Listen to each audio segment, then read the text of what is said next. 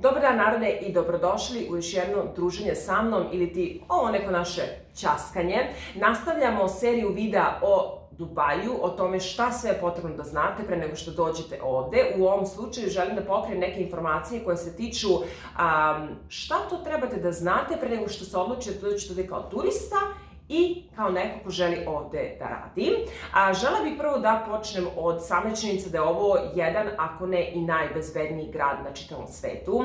Vi zaista ovde možete da odete u WC dok sedite u kafiću ili u restoranu i da ostavite ključeve od kola, novčanik, telefon, torbu, bilo šta što je vredno i da znate da to niko neće niti dirati, niti uzeti, niti ukrasti, niti bilo šta, već da će vas tu čekati. Ja sam ovo već jednom govorila, toliko puta mi se desilo da gosti dođu i kažu izvinite, našla sam prsten.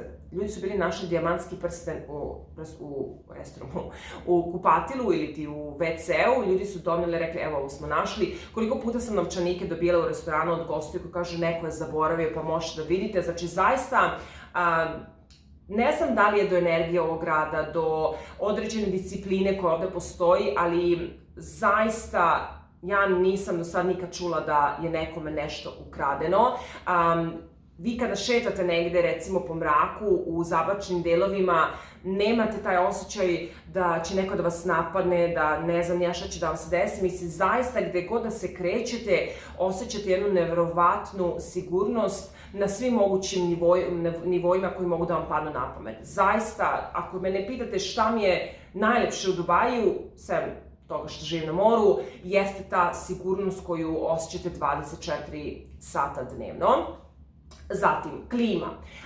Jako mi je bitno da vam kažem i da razumete šta znači leto ovde, jer mnogi ljudi ne razumeju, misle ma nema veze, lako ćemo. Neće. Znači, odmah da vam kažem, nećete. Ovde je katastrofično, jun, jul, avgust, nekad i septembar. Ova 4 meseca su meseci koje bih vam zaista od srca preporučila da ne dolazite ovde, ako ikada razmišljate. Jeste, cene su mnogo jeftinije i pristupačnije, ali već ako razmišljate da dođete u Dubaj, onda dođete onda kada je zaista pravo zadovoljstvo boraviti u ovom gradu, a to je u suštini jesen i zima, dakle oktobar, novembar, decembar, januar, februar i mart su prelepi meseci da budete ovde. April je i dalje dobar, ali već tu kreće da bude 37, 38, neka zna da ode do 40. U ova prva 3 meseca što sam rekla, jun, juli, avgust, verujte mi da temperature idu preko 50 stepeni, da je vlažnost vazduha toliko velika da vi ne možete da dišete. Ja koja živim ovde 5 godina, koja sam se navikla na tu temperaturu, ne mogu da se nekad naviknem. Naočare ako nosite, telefon vam se zamagli istog momenta kad izađete iz klimatizovane prostorije. Dakle, zaista nećete biti u mogućnosti niti da obilazite, niti da prošetate, niti da onako istinski uživate u ovom gradu. Zato, eto, od srca vam preporučujem, nemojte tada razmišljati. Znam da je cena znatno pristupačnija, ali setite se mene koja vam govorim, nećete moći da dišete kako valja. Dalje, ono što je jako bitno da znate jeste da, s obzirom da je ovo islamska zemlja, da ovde postoji Ramazan i tokom svetog meseca Ramazana vama nije dozvoljeno da jedete niti pijete u bilo kojoj javnoj eriji.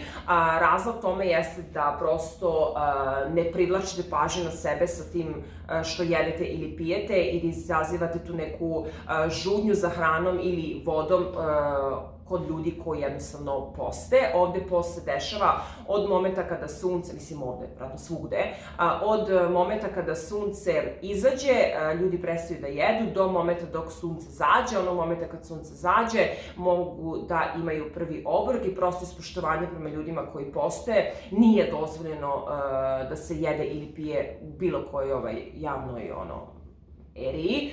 Ukoliko idete u shopping mall ili ukoliko se restoran nalazi na ulici, uvek postoje paravani, da se to ne vidi. Znajte da možete dobiti kazne ukoliko ne poštujete ovo pravilo i prosto nije samo stvar para, već je stvar toga da trebate da ispoštujete tuđu kulturu, jer na kraju krajeva vi ste došli u neku drugu zemlju i trebate da poštujete ta neka pravila koja jednostavno ovde postoje. Što se tiče samog dress koda, zaista je normalno kao i kod nas kući, kao i na Balkanu. Kao što nije normalno oblačiti se vulgarno i privlačiti pažnju na sebe na Balkanu, ovde tek to nije normalno.